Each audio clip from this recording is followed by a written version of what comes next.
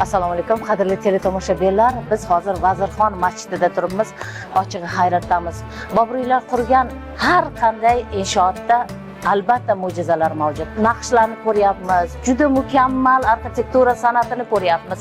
Biz bugun sizlarga mana shunday mo'jizalar bilan barpo etilgan Boburiylarning inshootlari haqida yana hikoya qilamiz. Demak, efirda manbalar so'zlaganda ko'rsatuvi.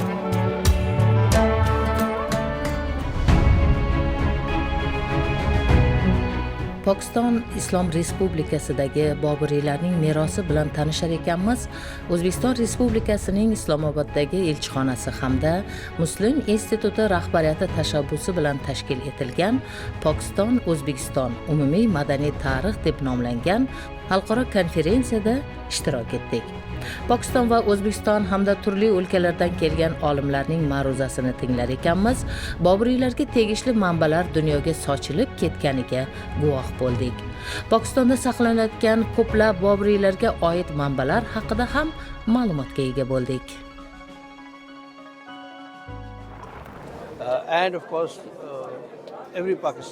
O'zbekiston va Pokiston xalqini Boburiylar tarixi bog'lab turadi. Bizni arxivlarimizda Boburiylar saltanatiga oid ko'plab manbalar bor. Olimlarimizning hamkorligi sabab bu manbalar tadqiq etilmoqda. Bunday anjumanlardagi do'stona uchrashuvlar ikki davlat olimlarini birlashtiradi va yangi manbalardagi ma'lumotlar ochiladi. Boburiylar olib kelgan madaniyat, islom nuri tufayli do'stmiz. Bu anjuman har ikki taraf uchun manfaatli bo'ldi.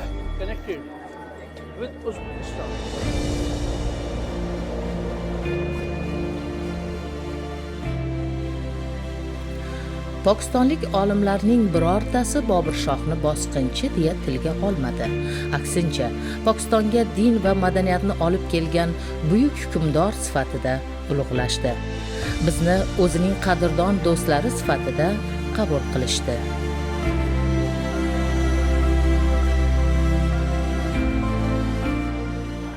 मैं तो उज़्बेकिस्तान और पाकिस्तान के ताल्लुकात को जिस तरह एक फैमिली के जो मेंबर्स होते हैं, जिस तरह उनके ताल्लुकात होते हैं, मैं तो उस लिहाज से देखता हूँ. Men O'zbekiston va Pokiston o'rtasidagi munosabatlarni bir oilaning a'zolari sifatida o'rtasidagi munosabat sifatida tushunaman. और मैं समझता हूँ कि जितने ज़्यादा हमारे रिश्तों में गहराई है और जितनी ज़्यादा उसमें वसअत है और जितनी ज़्यादा इसमें सिंसियरिटी है, मेरे ख्याल में मैं बहुत कम और मुल्कों के ताल्लुकात में देखे हैं. Men shuni tushunamanki, deyapti, bizning o'rtamizdagi munosabatlar qancha chuqur va qanchalik samimiyligi boshqa mamlakatlar o'rtasida bunaqa munosabatlar yo'q deb hisoblayman. और मैं इन ताल्लुकात को सिर्फ एक कल्चरल, सोशल, सिविलाइजेशनल कॉन्टेक्स्ट में नहीं देखता हूँ. मैं इनको एक स्ट्रेटेजिक कॉन्टेक्स्ट में देखता हूँ, क्योंकि पाकिस्तान और उज़्बेकिस्तान के दरमियान हमारी लीडरशिप्स के विजन ने बहुत अच्छा किया कि एक स्ट्रेटेजिक पार्टनरशिप बनाई है. तो ये ताल्लुकात उस स्ट्रेटेजिक पार्टनरशिप को बहुत मजबूत बुनियाद फराहम करते हैं. Men bizning mamlakatlarimiz o'rtasidagi madaniy, adabiy aloqalarni nazarda tutmayapman, deyapti. Bugungi kunda bizning o'rtamizdagi aloqalar shunaqa bir bosqichga kirdiki, mamlakatlarimizning rahbarlari o'rtasidagi siyosiy dunyoqarash bir xilligi. Bu esa dunyo miqyosida bizning mamlakatlarimiz yanada yuqoriga olib chiqyapti. Ya'niki bizning o'rtamizda shunaqa bir do'stona munosabat paydo bo'ldi. और मेरी ख्वाहिश है कि ये ताल्लुकात वक्त के साथ साथ मज़ीद मजबूत, मज़ीद वसअत इख्तियार करें और ख़ुसूसन हमारी जो यंगर जनरेशन्स हैं वो इससे फ़ायदा उठाएं, ताकि मुस्तक़बिल में ये ताल्लुकात इसी मजबूती के साथ आगे बढ़ते रहें. Men shuni istaymanki, deyapti, bizning mamlakatlarimiz o'rtasidagi munosabatlar yanada mustahkamlashsin. Bu mustahkamlanishning natijasi yaqin o'rtada bu amalga ko'rinib natijalar berishini istayman.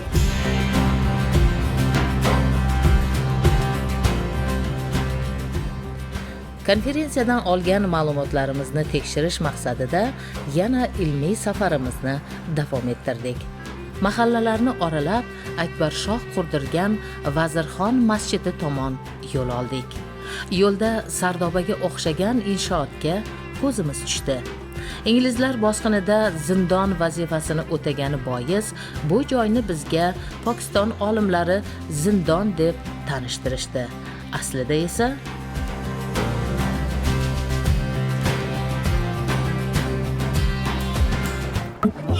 hozir bu yer ko'tarilgan. Asrlar davomida qo'shilib ko'tarilgan. Bu yer ancha past bo'lgan. Mana ham ko'rayotgan bo'lsangiz, mana hozir tepa turimiz, o kirish joylari ham pastda. Yer shu 400-500 ichi ko'tarilib ketgan. Shuning uchun ham bu hozir go'yoki past bu ko'rinyapti. Unaqa emas. Tahorat qilib keyin kirgan. Shundan ham odam hayratga tushadi. Shundan ham. Qat'iy qadam bosmang, o'zimizning meros. Bitta Vazirxon masjidi mana bu bitta tahorat qilib kirgan bo'lsa kerak menimcha. Hamma narsa o'ylangan, tashqarida qilingan. Yerni mana haqiqiy balandligi nisbatan mana shu bo'ladi.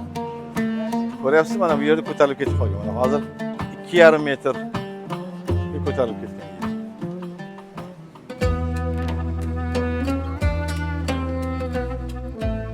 masjidga kirar ekanmiz, uning haybatidan hayratlandik. Masjid Qur'on o'qish madrasasi bo'lganligini, bu masjidga tahoratsiz hech kim kirmaganini aytib berishdi. Binoga boqar ekanmiz, g'oyibdan Qur'on ovozi eshitilgandek bo'ldi.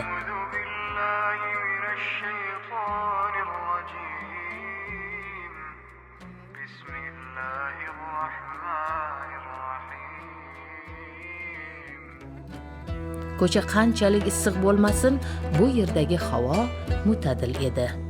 Mana me'morlarimiz yaratgan mo'jiza. Ular katta ilm sohiblari bo'lishgan. Yomg'ir yoqqanida suvlarning quvurlarga bir pasda ketishi ham me'morchiligimizning katta yutug'idir.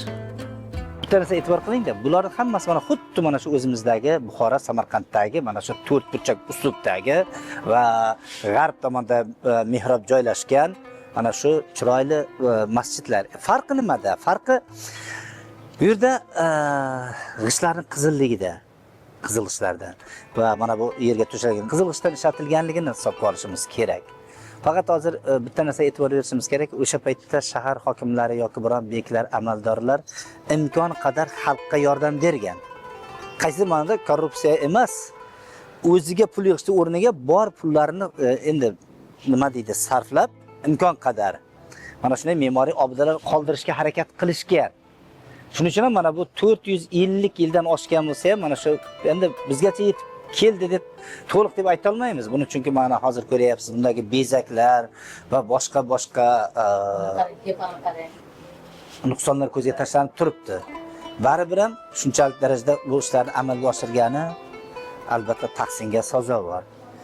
Keyin minoralar masalasida bizda dumaloq shaklda, aylanma shaklda bo'lsa, bu yerda 8 qirralik bo'ladi. 8 va 12 raqami albatta so'zsiz bu baxtli raqamlar sanalgan. Mana shu 8 qirralik minoralarni e'tibor qiling. Endi tepadagi gumbazlar bularning hammasi albatta Temuriylar davriga oid yodgorliklar, bu aniq narsa. Mana hozir orqangizga qarasangiz, mana mehrob. Bundagi uslublarini qarang. Va arab alifbosida yozilgan Alloh Muhammad so'zlari yozilgan bo'lsa tepada va Qur'ondan olingan oyatlar bitilgan.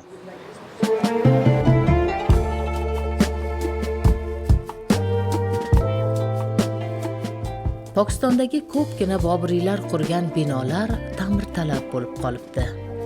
Albatta, katta mablag' evaziga ta'mirlanadigan bu binolar UNESCO ro'yxatiga kiritilgan. Nima bo'lganda ham sayyohlarni o'ziga jalb qiladigan bu noyob yodgorliklarni asrab qolish juda muhim.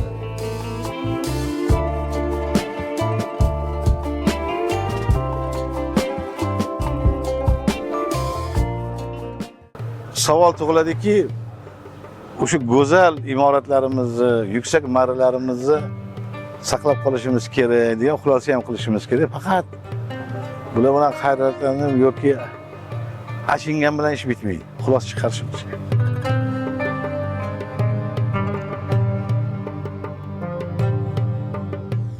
juda ham hayratdaman. Pokistonda bu qadar Boburiylar qurgan arxitektura yodgorliklari bor deb tasavvurimga ham sig'dira olmagandim. Har qadamda Boburiylar qurgan binolar va ular turistlarni o'ziga chaqirib, Pokistonning iqtisodiga juda katta hissa qo'shmoqda. Xalq uchun juda ko'p binolarni, mana shunday ajoyib binolarni qurib ketishgan bobolarimiz. Qoyil. Boburshoh Hind o'lkasiga birinchi marta hammomni joriy qilgani tarixiy faktdir. Biz Dehli darvozasidan kirib, Shohi hammom deb ataladigan tarixiy joyga bordik. Bu hammom Akbar Shoh paytida qurilgan bo'lib, Temuriylar hammomlarining xuddi o'zginasi edi. Hammom har jihatdan mukammal qurilgan bo'lib, shifoxona vazifasini ham o'tagan. Hammomning isitish tizimidan tortib, uning qurilishi bizni hayratga soldi. Eng qizig'i, hammomga shoh va gado bir eshikdan kirgan ekan. Hammom erkaklar uchun 5 kun, ayollar uchun 2 kun ishlagan.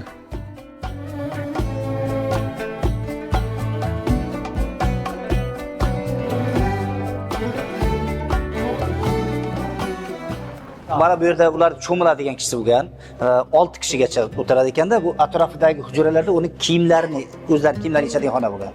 450 yil ilgari mana bu elektr yo'q edi. Uni yoritish uchun mana tepadagi darchalar yorug'lik vazifasini o'tagan. Hozir mana bu turgan yo'lakchada hozir biz ko'rganimiz Dehli darvozasining tashqarisida Ravi daryosidan suv bu yerga olib kelinishi uchun sopoldan yasalgan quvurlarni ishlatishgan bo'lgan. O'sha paytlarda ko'proq yashil rangda ishlatilganda mana bu naqshlar qo'yilganki, ko'ryapsizlar, go'yoki bu farishtalar ularga pokizolikni olib kelyapti, suv olib kelyapti va hokazolar. Mana ramziy suratlar minat yuradi.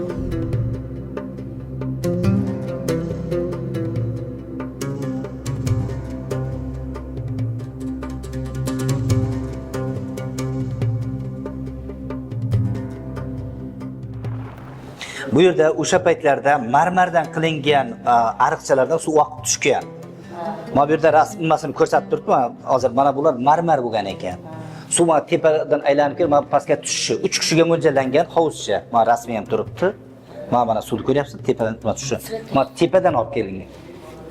Hamma suvlar yig'ilib mana shu yerdan tashqariga chiqib ketadigan joy ekan. Umumiy o'pshi chiqadigan. Endi bu ariq bo'lib ketadi-da.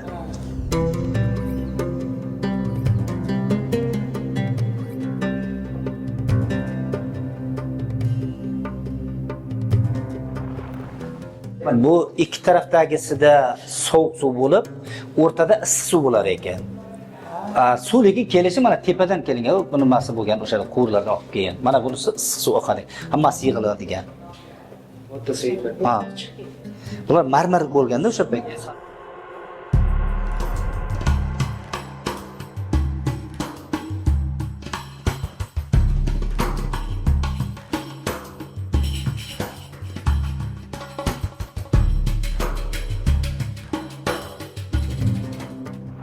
Bu mana bu shunday doira shaklda bo'lganda, hozir bu taraf yo'q deyapti. Birinchi kelganda bu yerda massaj olishar ekan. Keyin bu xonalarga tarqalib ketib, oddiy odamlar oddiy xonalarga, shoh oilasi oliy tabaqa to'g'riga. Mahaba haratani eshitgansizlar deyapti. Hozir deyapti, bir burchakdan ikkinchi burchakda turib gaplashsangiz ovozi eshitiladi deyapti. Odil gapiringchi. Zo'r eshitilyapti. Bir-biriga xabarni yetkazish uchun ekan deyapti. Haftada 2 kun ayollarga, 5 kun erkaklarga ekan.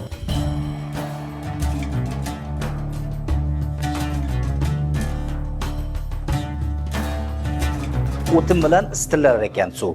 Tashqari tarafdan, hozir tashqaridan. Bu yoqqa tushadi, keyin uni yo'naltirilishi burada. Issiq suv tashqari suvga keladi. Unga yana mana bu suv bu yerga yig'ilganidan keyin bir necha xil toshlar ham bo'lar ekan bu yerda. Hali suvni yana ham tozalash uchun suv kirib keldi, suv tozalanadi. Toshlar nomini aytayapti. O'sha toshlardan tepa filtr, balki tuzdandir.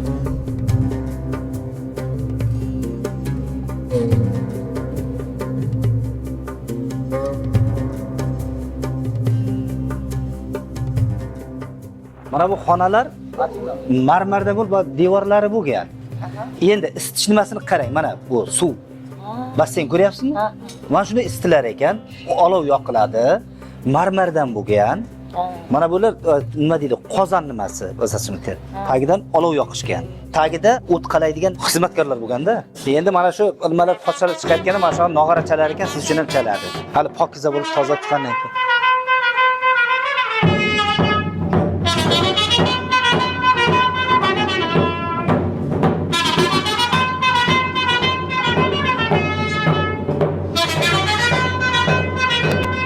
Lahorda Shohi hammomdan chiqishimizda odamlar uchun mana shunday nog'oralar o'ynatib turgan.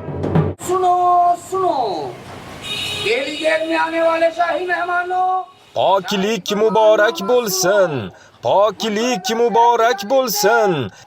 Endi ibodatga shoshiling. Kuningiz xayrli o'tsin. Pokizalik sizga sharaf keltirsin. बरकरार रखें बुलंद हो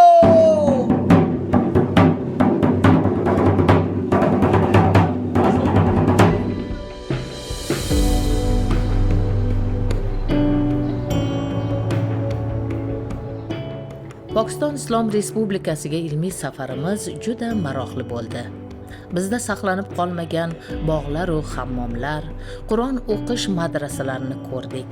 Ulardan faxrlandik va albatta shu kabi bobomeros binolarni o'zimizda ham qurilishini orzu qildik. Biz keyingi ko'rsatuvimizda Pokiston arxivlarida saqlanayotgan Boburiylarga oid asl hujjatlar haqida hikoya qilamiz. Hozir esa xayr, omon bo'ling.